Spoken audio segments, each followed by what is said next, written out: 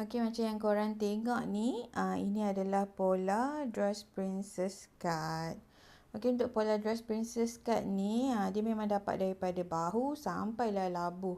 So, memang dapat macam ni, pecah-pecah macam ni. Siapa tak pandai buat princess cut, korang boleh dapatkan pola ni. Sebab dia senang lah untuk korang menjahit sebab dah ada pola kan. So, pola ni kira ada dart lah kan. Sebab princess tu lah dia punya dart. So, depan dan belakang sama ada potongan. So, nampak slim, kurus, cantik bila kita buat potongan cutting yang macam ni lah. So, sama juga dress ni sesuai untuk kalau siapa nak buat sebagai dress raya, pergi kenduri, untuk tunang, akad nikah, boleh je pakai yang ni. Korang kena pandai pilih kain lah. Kalau korang beli bridal satin tu, buat dress ni memang cantik sangat. Dia memang jadi nampak macam baju bridal lah. Sebab ada princess cut, terletak elok, cantik elok kan. Okay.